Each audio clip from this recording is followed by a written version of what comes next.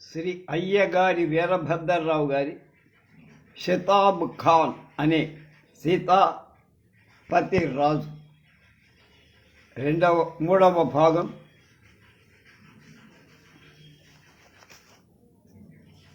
9/1/26.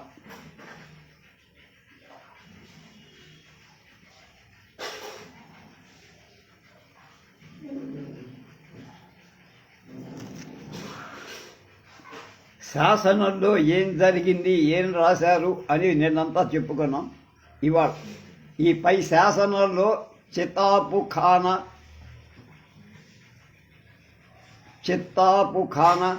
సిత్తపు ఖాన, సితాపఖాన, చిత్తాపక నాయక అనే వేరువేరు విధాలుగా పేర్కొనబడి గణానుకూలంగా ఉండటానికి ఈ మార్పులు కవి చేసి ఉండొచ్చు. ఈ కవి ఆపస్తంభ సూత్రుడు, భారద్వాజ గోత్రుడు, అన్నార్య కుమారుడు, మాధవ అనే పేరున్నారు.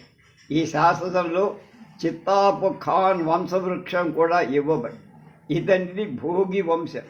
ఈ వంశంలో నాగాఖ్యుడు అనేటువంటి నాయకుడు ఉండేవాడు. ఈ నాగాఖ్యుడి కొడుకు మానయాఖ్యుడు. ఇతడు భూరిసారుడు, నరపతి విదితుడు, దీనబంధు, నిర్ధూత వీరభట బహుడు. ఇతని ప్రియధర్మపత్ని గౌరాంబ. ఈమె గౌరీ లక్ష్మణులతో పోల్చదగిన వీర సూతి అంటే కుమార్తె. ఈ మాననృపతి గౌరాంబ గర్భంలో పుత్రులు చాలామంది పుట్టారు. వారిలో సితాపఖాన్ నృపతి అనేక రాజుల ప్రశంసలు పొందారు. సితాపఖానుని అంతఃపురం రత్నాంబర అలంకృతమై గంధర్వ సర్వ స్వరభేద మోహన కథావిర్భావ సంభూతంగా అనర్ఫలరాడుతుండే. రాణివాసంలో ఎందరో రాణులు ఉన్న సితాపఖాన్ ప్రియపత్ని దేవాంబి. ఈమెకు పురారి కృపచేత అంటే శివుడి కృపచేత 2 కొడుకులు కలిగారు. వారిలో ఇద్దరిలో గుణనిధి అవధూత ఖాన్ జ్యేష్ఠుడు, వీరుడైన పురాంతకుడు 2వ వాడు. చితాపఖాన్ 2వ భార్య అనుమాంబ అనుకూల భావ సహిత. ఈమెకు 3 కొడుకులు. పెద్దవాడు అమరుడు, 2వవాడు భోగి లేక భోగయ్య, 3వవాడు రాముడు లేక రామయ్య. వీరిలో పెద్దవాడైన అమరయ్య వీరస్వర్గమే పొందారు. ఈ శాసనంలో సితాపఖానుడి శౌర్య పరాక్రమాలు, శాస్త్రవ భంజనం బాగా గొప్పగా వర్ణించబడి ఇతడు భూమి రమణుడు,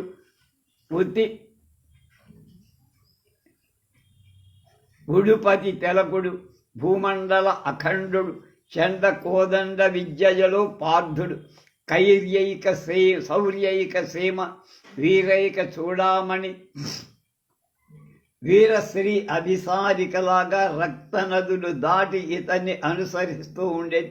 అతని కీర్తి పంచభూతాలను కప్పేస్తోంది.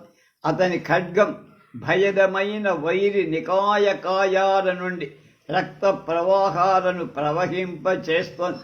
అతని ఖడ్గధారను చూసి విమత ధరణి రిపుడు కాలమృత్యు కటాక్షంగా భావించేవాడు. అతని నిస్త్రింస కఠోర మందరగిరిచే సంక్షోభితమైన ప్రత్యర్థి క్షితిపాల సైన్య జలధి నుండి విజయశ్రీ ఆవిర్భవించి అన్యరాజ గణాలను విసర్జించి సితాపు ఖానుచేనే వరించి అతడు రణరంగంలో రౌద్రంతో ధనుర్ధ్యావల్లీ ధ్వానం చెయ్యగా భూత నివహం ప్రస్తుతింపసాగి అతడు వీరశ్రీ కవచ కర్షణం చేసిన సూరాగ్రణులలో అగ్ర. అతడు ప్రత్యర్థి వంశాటవిని దహించి రాజాద్రి ప్రముఖ దుర్గమ శిలా దుర్గాల భర్గాశ్రయుడై సాధించాడు. వైరి దేహ విగళిత దత్తాంతమైనటువంటి అతని ఖడ్గం వీరశ్రీ ప్రదాలక్తరారుణము అన్నట్లుగా సుస్నిగ్ధ కాంతియుతమై ఉంది. అతడు రౌద్ర రుద్రావతార్. శత్రు రక్తస్వాదనంలో అతడి భీమసేనుణ్ణి పోలుతాడు. శకవర్షంబులో 1425 రుధిరోద్గారి మాఘశుద్ధ పంచమి ఆదివారం శుభరోజు శుభదినంలో విక్రమాదిత్య తుల్యుడైన భోగి చిత్తాప ఖాన్ ఉడ శితైపతి తిలకుడు యవన పరిహృతమైన ఏకోపల అంటే ఓరుగల్లు అనే రాజధానిని పట్టుకున్నాడు. ధర్మాత్ములైన కాకతి వంశరాజుల చేత పాలింపబడిన ఈ ఏకశిలాపురిని వశం చేసుకోవడానికి సురధరాజుచే అర్చనార్థం సౌభాగ్య సీమావధి అయిన చిత్తసపఖాన్ అనేక రాజన్యుల సింహాసనాలు ఆక్రమించి దీన దయాపరుడు అవటంచే వాళ్ళకి మళ్ళా ఇచ్చేస్తుండేవారు. హేమాద్రి పేర్కొన్న సకల దానాలు చేసి విభుదులను తన వదాన్యచేత ఆనందపూర్ణుడు చేస్తూ ఉండే. చిత్తాపఖాన్ సముద్రుడు ఇద్దరు సమానుడే.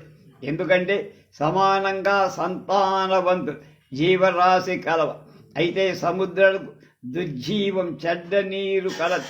చిత్తాపఖాను ఎడల అలాంటిది లేదు. అంతా మంచివాడు. దుష్టులు బలాతిరేకములు పంచాల రాయుడు శ్రీకృష్ణుడు విగ్రహానికి స్థానభ్రష్టం చెయ్యగా చిత్తాపఖానుడు ఆ విగ్రహాన్ని పునః సంప్రోక్షణ చేసి స్థాపించి కుంభ శుంభ నిశుంభ దానవుల నిర్మూలనం చేసిన లక్ష్మిని ఆ జగన్మాత కాకతి రాజ్య పీఠం నుండి కుజన తురుష్కులు పెరిగి పారయ్యవేయగా చిత్తాపఖానుడు ధర్మశాస్త్ర విధిపూర్వకంగా ఏకశిలా నగరంలో పునఃస్థాపితం చేసి చిత్తాపఖాను ఏకశిలాపురిలో స్వయంభూ శివుణ్ణి కాకతి వంశ రక్షా చింతామణిని పూజించి అవ్యాహతమైన ఐశ్వర్యకరితుడై ఈ శాసనంలోని 15 లిపి 15వ శతాబ్దంలోని తెలుగు లిపి ప్రస్తుత లిపి విధానం వైపు మారుతున్న సంధికాలన భాష సంస్కృతి. శాసనశిల 4 వైపులా రాయబడి మొదటి వైపు 34 పంక్తులు, రెండవ వైపు 37, 3లో 37, 4లో 35 అలా 143 పంక్తులు లైన్లున్నాయి.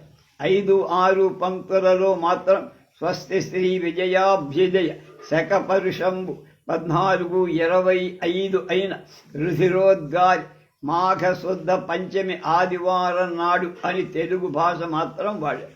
ఇందులో 36 పద్యాలు, శ్రద్ధరలు, శార్దూల విక్రీడితాలు, వసంత తిలకాది వృత్తాలు వాడారు. తెలుగు శాసనం 1425 అయిన రుధిరోద్గారి మాఘశుద్ధ పంచమి ఆదివారం అని, సంస్కృతంలో శాకాబ్దే తత్వ 25, దేవవ్రజ విభు 14, గణితే రక్త సంవామి వర్షే మాఘే పక్షే శితాక్షే శుభగుణ సహిత పంచమీ భానువాసరే అని ఉండటం చేత శాసనకాలం క్రీస్తు శకం 1504 అని చెప్పాలి. చరిత్రకారులు ఏం రాశారు 4వ ప్రకరణలో చర్చిస్తున్నారు. మహమ్మదీయ చరిత్రకారుడు వ్రాసిన గ్రంథాలలోని సితాబు ఖానుకు సంబంధించిన విషయాలను గుదిగుచ్చి డాక్టర్ హీరానంద శాస్త్రి గారు ఉదహరించి ఉన్నారు. డాక్టర్ గారి రచన ఇక్కడ అనువదిస్తున్న. బ్రిక్స్ అనే ద్వారా ఇంగ్లీషులో వ్రాసిన భాషాంతరాలని డాక్టర్ గ్రాహర్ గ్రహించినట్లు కనపడు. సుల్తాన్ కులీ కుతుబ్ షా చరిత్రం వల్ల సితాబు ఖాను వరంగల్లు, ఖమ్మం మెట్టు, బెల్లంకొండ దుర్గరాజాలకు అధిపతి అయి ఉన్నట్టు తెలుస్తోంది. దీన్ని బట్టి కృష్ణానదికి ఇరువైపులా ఉన్న ఊరగ, వరంగల్, గుంటూరుల మధ్య ప్రాంతాలు ఇతడు ఏలినట్టుగా అర్థమవుతుంది. బుర్హానీ మషీర్ వల్ల సితాబ్ ఖాన్ క్రూర హుమాయూన్ షాకు సామంతుడైన అమీరుగా ఉండినట్టు తెలుస్తాయి. సితాబు ఖాన్ తన రాణివాసపు స్త్రీలను వదిలేసి బ్రతుకు జీవుడా అని పారిపోవాల్సి వచ్చింది. సుల్తాన్ ఆజ్ఞ ప్రకారం సామాన్య జన సమక్షంలో సిగ్గుల చేటుగా ఆ నారీ జనం బాధింపబడి ఈ గ్రంథస్థ విషయాన్ని ఫెరస్టా వ్రాతలు ధృవపరుస్తాయి. తారీఖీ మహమ్మద్ కుతుబ్ షాహీ అనే గ్రంథం షితాబ్ ఖానుడు ఖమ్మం మెట్టు రాజని నిర్భీత చేతస్కుడని కాఫరని వర్ణిస్తుంది. ఈ చరిత్ర గ్రంథాన్ని భాషాంతరీకరణం చేసిన బ్రిక్స్ దొరగారు తమ ఇంగ్లీషు గ్రంథంలో వీరిని సీతాపతి అను హిందూ నామముతో వ్యవహరించారు. ఈ పేరు గ్రహించడం ఆధారాలేవో ఆయనేం చెప్పరు. మూల గ్రంథమైన తారీఖులంతట షితాబు ఖాన్ అనే పేర్కొంది. సీతాపతి అనే పేరు ఎంత మాత్రం ఎక్కడా కనపడదు. షితాబు ఖాని అసలు పేరు సీతాపతి అనే ఉత్తర కథ చెప్తారు. తారీఖు మహమ్మద్ కుతుబ్ షాహి భాషాంతరీకరణలో బ్రిక్స్ ధర వర్ణించిన విషయాలు సీతాపతికి సంబంధించిన విషయాలు. ఊరుగల్లు శాసనంలో సితాబు ఖానుడే సూచిస్తున్న సీతాపతిని గురించి బ్రిక్స్ దొరగారు ఇలా వ్రాశారు. అల్లాయుద్దీన్ ఇమాదుషా బేరారుకు పరిగెత్తాడు కనుక సుల్తాన్ కులి 15, 12, 1540 7 తుప్పల 7 తుప్పాస్ జిల్లాను ఆక్రమించడానికి సేనాదులకు ఆజ్ఞ చేసి తాను గోల్కొండకు మరలి వెళ్ళి ఇక్కడికి రాగానే ఖమ్మం తార సీతాపతి అనేవాడు వాడి రాజ్యాన్ని ఆనుకొని ఉన్న కుతుబ్ షాహీ ప్రదేశాలను పట్టుకోవటానికి సాహసించాడని తెలుసుకొని ఈ రాజుకు ఖమ్మం మెట్టు, బెల్లంకొండ, వరంగల్ మొదలైన గిరిదుర్గాలున్నాయి. అతడి వద్ద 12,000 కాల్బలము. వీళ్ళంతా మంచి లక్ష్య శుద్ధి కల విలుకాండు. మొట్టమొదట నవాబు బెల్లంకొండపై దాడి చేసి దాన్ని చిత్తుగా ముట్టడించి ఈ ముట్టడి చాలా కాలం నడిచి చివరకు కోట గోడలకెగబ్రాక్ దాన్ని సాధించడానికి నవాబు నిశ్చయించారు. ఈ కార్యసాధనకై అన్ని ప్రక్కల నుండి ఒకేసారి విక్రమించాడు. ఈ ప్రయత్నంలో అనేక మందిని కోల్పోయి చివరకు విజయం సాధించారు. బెల్లంకొండ పతనాన్ని గురించి సీతాపతి షితాబ్ ఖాన్ విన్నప్పుడు అతడు సేనా సమేతుడై సుల్తాన్ యుద్ధరంగంలో ఎదిరించడానికి వెంటనే బయలుదేరి సుల్తాన్ కూడా వాడిని తార్కొనడానికి సంసిద్ధుడై ఉండ 2 సైన్య నివహాలు ఒకళ్లతో ఒకళ్ళు పోరు బాగా జరిగి మహమ్మదీయుల ఆస్మిక దళ ఘాతాల పెక్కించి హిందూ కాల్బలం ధైర్యంతో ఎదురటి శత్రుపోకపై అగ్నివర్షం కురివి. మహమ్మదీయుల్లో అనేక మంది సేనాలు సిపాయిలు చచ్చిపోయారు. కానీ చివరికి హిందూ సేనా పంక్తి విరిగి హిందువులు పలాయతులయ్యారు. సీతాపతి రాజు యొక్క ధనరాశు యుద్ధ సామగ్రి అంతా సుల్తాన్ కులి వశమయ్యే. తర్వాత సుల్తాన్ గోల్కొండకు వెళ్ళారు. అపజయం పాలైన సీతాపతి షితాబ్ ఖాన్ ఖమ్మం మెట్టుకు పరిగెత్తిపోయారు. అక్కడి నుండి కొండపల్లి, ఇందరకొండ, వాడపల్లి, ఎద్గీర్ మొదలైన పరిసర ప్రాంతాల రాజుల దగ్గర రాయబారుల్ని పంపారు.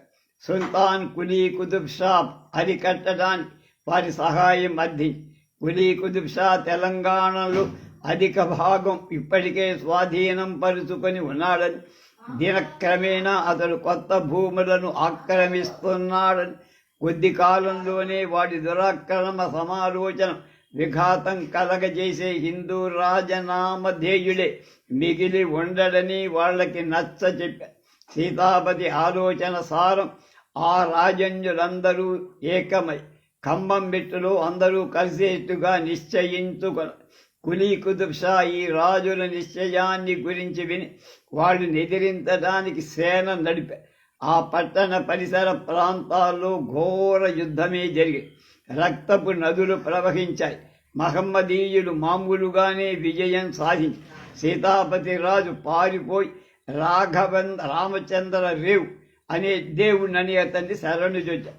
మహమ్మదీయ సైన్యాలు కొండపల్లి, ఇంద్రకొండ, ఎద్గీర్ ప్రదేశాలను స్వాధీనపరుచుకొని ఇక సుల్తాను తెలంగాణలోని ప్రజల దుర్గాలలో ప్రబల దుర్గాలు ఒకటి అయిన ఖమ్మం మెట్టును సాధించటానికి బయలుదేరి బుద్ధిపూర్వకంగా మానవ రక్తాన్ని ప్రవహింపచేయడం ఇష్టం లేనివాడై ఆ దుర్గాధికారికి కబురు పంపి వాడి రాజుకు కలిగిన అపజయాన్ని తెలిసి కోటను మహమ్మదీయులకు వశపరచవలసిందిగా వాడికి చెప్పారు.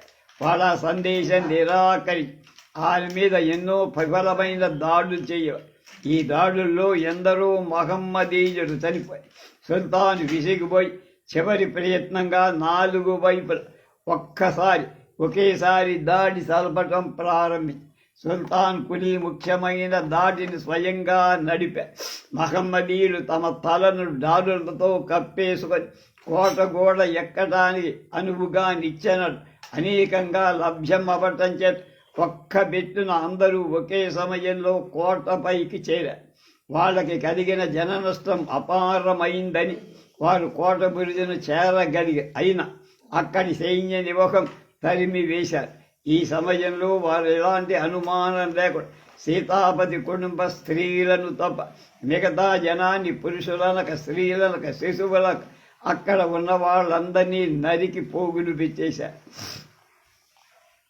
సీతాపతి యవరోధ జనాన్ని రాణివాస స్త్రీలు సుల్తాను గారి అంతఃపురంలో చేర్చడానికి ప్రత్యేకింపబడి సీతాపతి షతాబ్ ఖాన్ పైన చెప్పిన ప్రకారం పరాభూతుడు కాగానే గజపతీంద్రుడు కుమారుడైన రాజా రామచంద్ర గజపతి వద్దకు పరిగెత్తి రామచంద్ర గజపతి కొండపల్లి దర్బారు సాగిస్తూ ఆ ప్రాంతానికి బంగాళా రాష్ట్రం వరకు గల తెలంగాణ ఓఢ్ర అంటే ఒడిస్సా సముద్ర తీరాల అధిపతిగా ఉన్న సుల్తాన్ కులీ కుతుబ్ షా తనకు అష్టకష్టాలు చివరకు తనను స్వదేశం నుండి తరిమివేయగలిగాడని ఇప్పుడు ఇతడు తెలంగాణ ప్రాంతమంతా వశపరుచుకోవాలనుకుంటున్నాడని దాన్ని అంటుకొని ఉన్న రామచంద్ర గజపతి రాజ్యంపై దాడి వెళ్ళడమే తర్వాత పని అని సీతాపతి రామచంద్ర గజపతికి చెప్పారు.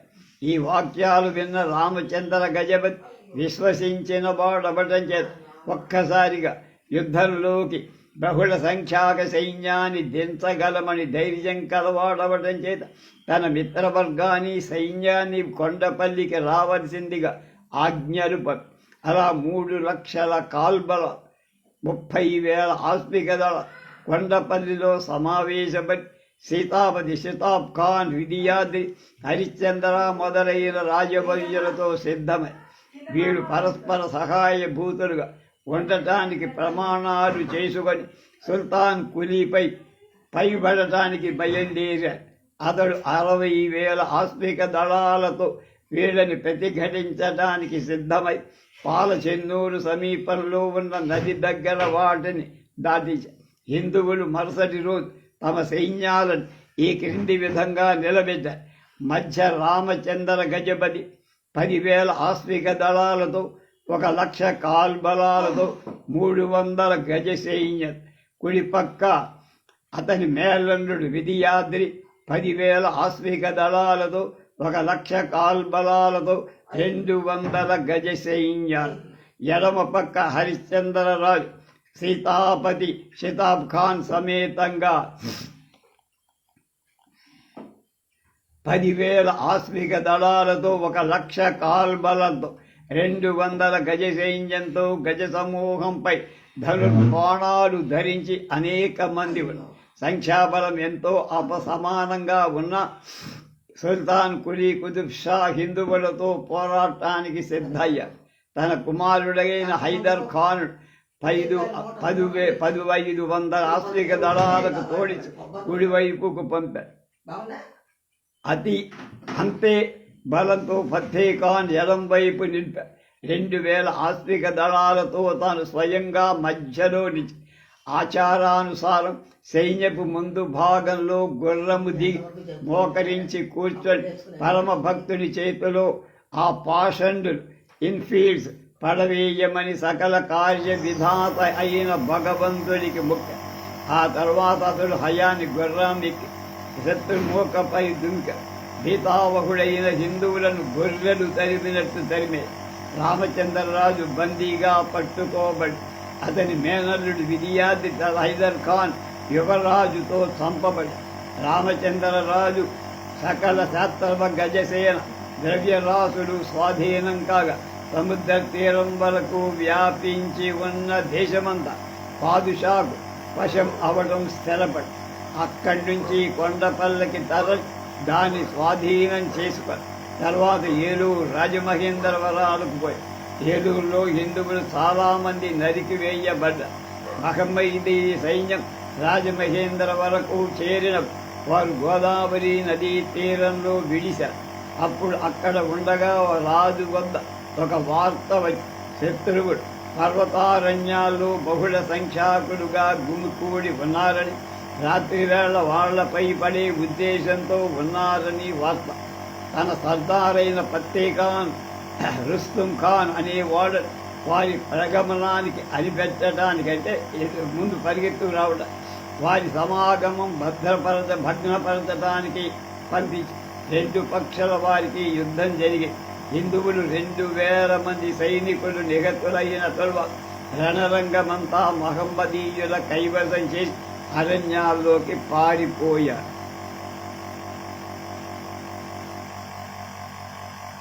విజయనాథ దేవుడనే గజపతి తెలంగాణ సరిహద్దు వరకు గల సముద్ర తీరం అంటి ఉన్న బంగాళా ప్రదేశం అంతా ఆక్రమించారు. అతడు రామచంద్రరాజు కలిగిన ఓటమిని విన్నవాడే సుల్తాన్ కులీ యొద్దకు రాబోయేబారుడు పంపారు. వెంటనే ఒక సంధి జరిగింది.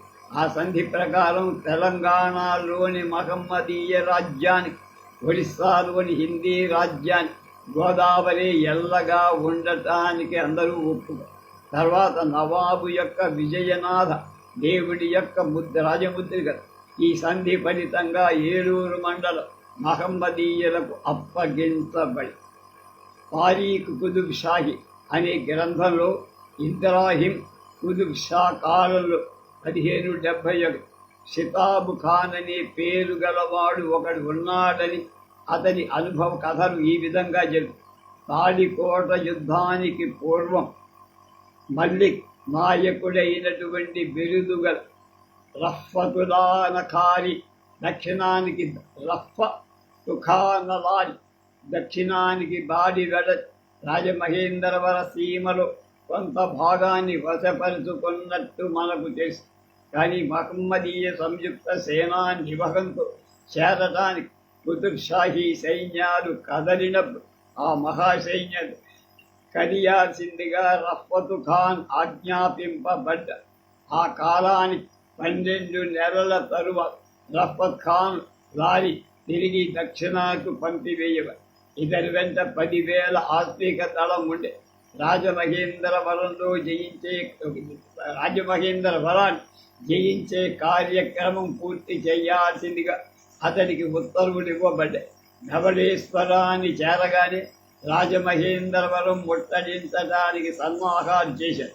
అయితే పెంతపురం, రాజపూడి పట్టణాలు సీతాపతి అంటే షితాబ్ ఖాన్ అధీనంలో ఉండటం చేత అతడు సహాయ సైన్యాన్ని, రస్తు సామగ్రులు రాత్రిపూట రాజమహేంద్రానికి పంపేవారు.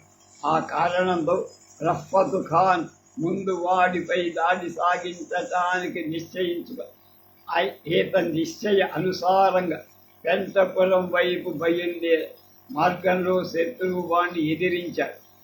వద్ద గొప్ప యుద్ధం జరిగి హిందువులు ఓడి పెంటపురం దుర్గానికి పరిగెత్తిపోయారు. మహమ్మదీయ సైన్యం ఆ పలాయుతుల వెంబడి దుర్గ కుజ్యాలను తరిమారు. అప్పుడు కోట లోపల ఎగబ్రాక్ కోటను పట్టుబడి సీతాపతి ఖాన్, షితాబ్ ఖాన్, అతని కుటుంబం వాళ్ళు అడవులు గుండా తప్పించుకొని రాజపూడి దుర్గం చేరారు. మర్నాడు మహమ్మదీ సైన్యం అక్కడికి వెంటనంటారు. కానీ త్రోవ ఇరుకుగా ఉండటం చేత ఇరుపక్కలా ఉన్న అడవులు చేరటానికి శక్యం కాకుండా ఉండటం దుర్గం చేరటానికి కొంత కాగవలసి వచ్చింది. రఫ్ఫత్ ఖాన్ ఆ దుర్గాన్ని పట్టుకోవాలని పట్టుదల కలవాడవటం చేత అరణ్యాలు నదికి తగలబెట్టాలని ఆజ్ఞాపి మహమ్మదీయులు రోజుకు సుమారు 2 మైళ్ళు మాత్రమే పోగలిగుతూ ఉండేవారు. మార్గంలో ఇరువైపులా అరణ్యాల్లో కాచుకొని దొంగ పోట్లు వేసే శత్రువుల తాకిడి మూలకంగా 300కు పైన మహమ్మదీయులు చనిపోయి కొంతకాలం తర్వాత దారి చేసుకొని చివరకు రాజపూడి దుర్గానికి ఈ దుర్గం ఒక గుట్ట మీద ఉంది. అయితే మహమ్మదీయులు అక్కడికి రాగానే సీతాపతి షతాబ్ ఖాన్ రహ్మతు ఖానుని ఆక్రమణ అనుకూలంగా దుర్గం విడిచి అరణ్య మార్గాల పడి రాజమహేంద్రానికి తప్పించుకుపోయి దాని రాజైన విజయాద్రిని కలుసుకో. రహ్మతు ఖాన్ అక్కడి నుండి రాజమహేంద్రం బయలుదేరి ఇక్కడ విజయాద్రి యొక్క కాళింకోట యొక్క రాజు యొక్క సేవలు ఏకమై ఒక్క ఎత్తున మహమ్మదీయులు తాకారు. ఈ సంయుక్త సైన్యంలో 30,000 ఆశ్వికదళం అంటే కాల్బలం. మీరు మొదటి దెబ్బలో మహమ్మదీయ సైన్యపు పంక్తిలో కుడి పక్షాన్ని భంగం చేశారు. కానీ అంతలో వాళ్ళకి సహాయంగా సైన్యం పైనుంచి రావటం చేసి సైన్యం కాలు నిలబొక్కుని ఎదురొడ్డి నిలిచి హిందువులను ఓడించారు. హిందువులు చిందరవందరై పరిగెత్తిపోయారు. విజయాద్రి సీతాపతి షతాబ్ ఖాన్ శేష మిగిలిన సైన్యంతో రాజమహేంద్రవర దుర్గాని చేరారు. 4 నెలల ముట్టడి తర్వాత కుతుబ్ షాహీ శత్రుఘ్నుడు కోట గోడల మీద తన ప్రభావాన్ని చూపగలిగారు. కోట గోడలు 50 అడుగుల గండి పడి పరిస్థితులు ఇలా ఉండగా కోటలో నుండి సంధి జెండా పైకి లేచి చిన్న కొన్ని షరతుల మీద తాము లోపడతామని, ఆ షరతులు మహమ్మదీయ సైన్యంలో హిందీ గణకులలో ఒక్కడైన ఎల్లో పండితుడికి తెలుపుతామని కోటలోని వాడు సందేశం పంపారు. దానికి అనుగుణంగా ఎల్లో పండితుడు కోటలోకి వెళ్ళారు. విజయాద్రి సీతాపతి తమ తమ కుటుంబ జనాలతో కోటను ఖాళీ చేసి ఇష్టం వచ్చిన తోటి ఎక్కడికి ఆటంకం లేకుండా పోయేట్టుగా అంగీకారమై అలాంటి సంధి సూత్రాలతో ఎల్లో పండితుడి శిబిరానికి తిరిగి వచ్చి రహ్మత్ ఖాన్ ఆ అంశాలను సమ్మతించారు. విజయాద్రి కాశీకోటకు పోయారు. సీతాపతి బిజానగరానికి వెళ్ళారు. ఈ సంఘటన 979 సంవత్సరంలో జరిగింది. ఈ కింది వాక్యాలు ఇక్కడ సంభవించిన కాలం చెబుతున్నాయి. 15 కాపరుల దేవాలయం మా హస్తగతమైంది అని రాసుకున్నారు. 5వ ప్రకరణ కైఫియత్. తిమ్మూరు కైఫియత్ షతాబ్ ఖాన్ పూర్వ వృత్తాంతాన్ని చెబుతారు. ఈ కైఫియత్ ప్రతి లభించనందుకు సర్కారు వారి శాసన గ్రంథం ఇంగ్లీషు భాషలో ఇచ్చిన విషయాలు ఆంధ్రానువాదాలు రాస్తున్నానంటున్నారు అయ్యగారి వారు. తిమ్మూరు గ్రామానికి 8 మైళ్ళ దూరం రాజపూడ్ అనే గ్రామం ఉంది. అందులో అవసరాల పెద్దిరాజు అనే నియోగి బ్రాహ్మణుడున్నాడు. అతని గొడ్డను సీతడనే బోయవాడు కాస్తున్నాడు. పెద్దిరాజు మామూలు ప్రకారం సీతడికి అన్నం తీసుకొని పోయాడు. పగలు 12 గంటల సమయంలో సీతడు పడుబడి నిద్రిస్తున్నాడు. ఎండవేలి వాడికి తగలకుండా ఒక నాగసర్పం పడగ విప్పి వాడి మొగం మీద పట్టి ఉంది. పెద్దిరాజు ఈ దృశ్యాన్ని చూసి ఇతడు గొప్పవాడవుతాడని భావించాడు. వాడిని లేపి అన్నం పెట్టి నీరు ఇచ్చాడు.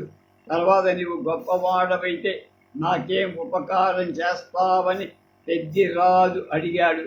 తన భాగ్యమంతా పెద్దిరాజుకే దత్తత చేస్తానని అతడు సమాధానం. ఆనాటి నుండి సీతని గొడ్ల కాపరి పని తీసేశాడు. పెద్దిరాజు వాడి చదువు వేసి సకలాయుధ విద్యలలో ప్రవీణుణ్ణి చేశాడు. కొంతకాలం తర్వాత గోల్కొండ నుండి రాజమందిర్ వరకు వచ్చిన సర్ లష్కర్ వద్ద 15 పని చేయడానికి ఇతన్ని పంపారు. మొదటి 20 మందికి నాయకుడు. తన పనిలో అధికారం ఎప్పుడు పొందటం చేసి త్వరలోనే 200 మంది సిపాయిలకు అధికారం. జగ్గంపేట పుదినికొండ ప్రాంతపు కోయవాడు తిరగబడటం చేసి ఈతడు 500 భటాధికారి షతాబ్ ఖాన్ అనే బిరుదాలంకుతుని మన్య ప్రాంతపు ఠాణా ముఖ్య పాలకుడుగా నియమితుడై అప్పుడు సీతడు అవసరాల పెద్దిరాజు పిలిపించుకొని ఆయనతో సంప్రదించి అరణ్యంలో రాజపూడి వద్ద రాతి కోటను కట్టారు. తర్వాత ప్రభుత్వంపై తిరుగుబాటు చేసి ఆ పర్వత భూములన్నింటినీ జయించి వశపరుచుకొని పెద్దిరాజును దివానుగా చేశారు. సీతాబుకానుకు అప్పలమ్మ అనే కూతురుండే. సమవయస్కురాలైన ఆమె పెద్దిరాజును చూసి మోహించి ఈతడు తనకు పోషకుడుగా ప్రభువవటం చేసి ఆమెకు సోదరిగా భావి పెద్దిరాజు ఆమెను ఒప్పుకోవాలి. ఆమె కోపంతో పెద్దిరాజు తన్ను వరచి నిర్బంధిస్తున్నాడని తండ్రికి చెప్పి సీతాబుకాన్ ఆగ్రహోదగ్గుడై పెద్దిరాజుని పిలిపి రాణివాస స్త్రీల పాతివ్రత్యాన్ని భంగం కలిగించేవాణ్ణి ఏం శిక్ష విధించాలని ఆయన్నే అడిగాడు. పెద్దిరాజు ఈ ప్రశ్నభావాన్ని వెంటనే గ్రహించి తన నిర్దోషిత్వాన్ని పోగొట్టాను తన కత్తితో 2 గుడ్లను పీకేసుకొని ఇది అబద్ధపు వాదమైన ప్రభువు నమ్మితే అలాంటి వాటికి ఇదే శిక్ష అని చెప్పి తన శీలాన్ని గురించి అనుమానం కలిగిన తన్ను తానే శిక్షించుకున్నానని అలాంటి దురపవాద ఫలితం శీఘ్రంగానే సిద్ధిస్తుందని అతడు చెప్పి తర్వాత పెద్దిరాజు రాజమహేంద్రానికి వెళ్ళి లష్కర్ ఆలీ కులీ ఖాన్ను కలిశారు. కులీ షా ఇచ్చిన సైన్యంతో పెద్దిరాజు తరలి రాజపూడి ముత్తడించారు. సీతాబుకాన్ 30 రోజులు యుద్ధం చేసి కోటను వదిలి పారిపోయాడు. పెద్దిరాజు వాణ్ణి తరుముపోయి తాతపల్లి లొద్ది అనే ప్రదేశంలో వాణ్ణి తల నరి 4 గడియల్లో రాజమహేంద్రానికి ఆ వార్త ఇంకొక కైఫియత్ ప్రకారం మరికొన్ని విషయాలు. అవసరాల పెద్దిరాజు మతువెట్లపాలెం కాపుల అది రాజమండ్రి సర్కారులో బెక్కవోలు పలగాన. సీతడు సూరజీవిగా పెంపొందించడానికి వెళ్ళగా పెద్దిరాజు వాడికి 1000 రూపాయలు ఇచ్చి వాడు ఓరుగల్లుకు వెళ్ళి రాజసైన్యాన్ని చేరారు. 20 మందికో సర్దారుగా ఉన్నవాడు క్రమంగా 3-4 వేల సైన్య దళాధికారి తన క్రింద ఉన్న సైన్య పోషణార్థం తగుపాటి జాగీరుకు అతనికి ఇవ్వబడి మహమ్మదీయులు ఓరుగల్లును వశపరుచుకొని అప్పటికే సీతాబుకానని పేరు పొందిన సీతడు ఓరుగల్లును వదిలి కటకానికి వెళ్ళి ముకుందదేవ గజపతి వాణి తన సైన్యంలో చేర్చారు. రాజమండ్రి దుర్గ పాలకుడైన సిరిశ్చంద్రుడి గజపతి కటకానికి మార్చి సీతాబుకాన్ 4000 సైన్యంతో ఆ దుర్గ పాలకుణ్ణి చేశారు. చాళుక్యుల కాలం నుండి వర్ధిల్లుతున్న వ్యోమగిరి దుర్గం రాజమహేంద్రం వరకు ఉత్తర దిశలో ఉన్న కోటను బలపరిచి వాడు అందులో నివసింపసాగాడు. ఈ విధంగా వాడు రాజమండ్రి కోటకు పుష్పా ద్రాక్షారామానికి పాలకుడయ్యాడు. అప్పుడు పెద్దిరాజును పిలిపించుకొని అతన్ని దివానుగా చేశాడు. తర్వాత రాజమండ్రి కింద 18 మొహల్లాలకు పెద్దిరాజే అధికారి. ఈ కైఫియత్తులో కూడా ప్రేమ కథ. కానీ ఇక్కడ సీతాబుకాని కూతురు పేరు అప్పలమ్మకు బదులు నాగమ్మ అని. ఈ కైఫియత్తులో సీతాబుకాన్ జీవిత విశేషాలు కొన్ని. అవి గోలకొండ సుల్తాన్ ఇబ్రహీం కుతుబ్ షా కాలం నాటి 1551, 1581 వాటిని కూడా మనం చూద్దాం. పెద్దిరాజు విగత చక్షుడై కళ్ళుపోయి పల్లకీలో గోల్కొండకు వెళ్ళారు. అక్కడ ఇబ్రహీం కుతుబ్ షా ఆస్థానంలో గొప్ప సర్దారైన జూపల్లి సామంతరావు కలిశాడు. ఆయనకు వాడి శత్రువుల గురించి ఉదంతం వివరి రాజమండ్రిని సాధించడంలో సహాయం చేస్తానని తాను విజయం పొందగానే ఒక జాములో పాదుషాకు ఆ విషయం వార్త శాఖ సంతోషించి దండయాత్రకు సకల సన్నాహాలు చేయి. సలబత్ ఖాన్, అమల్దారు తోపు ఖాన, సయ్యద్ మీరా, షా మహమ్మద్ ఖాన్ వజీర్, జూపల్లి సామంతరావు, కఠం వీరమరావు, ముత్యాల ఎల్లపేశ్వరరావు, శెట్టిపల్లి భటరావు, మేడరాల మెట్టు గోపాల రేడు, భల్లుమ చిట్నారావు, నెల్లన్ వీరమరావు అని 11 సర్దారు వాటి కోసం నియమించబడి 11,000 ఆస్తిక దళం, 8,000 కాల్బంట్లు వీరి వెంట తన పగ తీర్చుకోవటానికై పెద్దిరాజు ఈ సేనాతో నార్కేడుపల్లి దగ్గర గోదావరి నదిని దాటి ఈతకోట దుర్గాన్ని పట్టుకొని తాటపూడి రేవు తరించి నల్లూరు వైపు ముందుకు నడిచి నల్లూరు మడుగు సౌదర్యకు గంధం తిమ్మయ్య మహాపాత్ ఈ సేనకు భోజన సామగ్రాలు సమకూర్చి ఈ సేనలో కొంత భాగం కస్బా ద్రాక్షారామాన్ని ముట్టడించి నల్లూరు గంధం తెమ్మయ్య సూరపనేని కొండమారి అనేవాడి ద్వారా ఈ సైన్యపు రాక గురించి షితాబ్ ఖాన్కు తెలుపుతూ ఉత్తరం పంపించాడు. దారులు కాచి ఆ ఉత్తరాన్ని పట్టుకొని వజీర్ షాహా మహమ్మద్ ఖాన్కి చూపించారు. గంధం తెమ్మయ్య మహాపాత్రుని బంధించి ద్రాక్షగుండమనే చెరువు తూర్పు గట్టున తల నరికి పారేశారు. ఆత్మిక పదాది సైన్యాల్లో ఎల్లో పండితుడనేవాణ్ణి రాజమండ్రి పట్టుకోవడానికి మాలిక్ నాయకపు పని. ఇతడు శక సంవత్సరం 1495 ఆషాఢ శుద్ధ పంచమి గురువారం నాడు క్రీస్తు శకం 1573 వ్యోమగిరి కోటను పట్టుకొని రాజమండ్రి దుర్గం నుండి షితాబ్ ఖాన్ రిడలిన అందు ప్రవేశించారు. అవసరాల పెద్దిరాజు గోల్కొండ నుండి మరలనప్పుడు 2 క్రోసులకు ఒకటి చొప్పున నగారాలు ఉండేట్టు ఏర్పాటు. ఈ నగారాలు ఒకదాని తర్వాత ఒకటి మోగటం చేత రాజమండ్రి పతన వార్త ఒక జాములో గోల్కొండకు తెలిసింది. మహమ్మదీ సైన్యం షితాబ్ ఖానుడు తరిమి పట్టుకొని తాటపల్లి లొద్ది వల్ల తల నరికేశారు. ఈ విషయాన్ని ఒక కవి ఇలా గానం చేశారు. రమ్య గోదావరి సముద్రం వ్యోమగిరి సుబేలాద్రి పెద్దన మంత్రి మహామహుడు విభీషణుడు వా నాయబు హనుమంతుడు బాహుబలుడు జాంబవంతుడు భీకర తురుష్కుడు వానరుడు రాజమహేంద్రవరం లంకాపట్టణం ఇభరాముడు శ్రీరాముడు షితాబ్ ఖాన్ శత్రువు రావణుడు అంగీరస శుద్ధ పంచమి నాడు వెడలగొట్టబడ్డ ఇభరాముడు పాలించసాగి. మిగతా విషయాలు రేపు.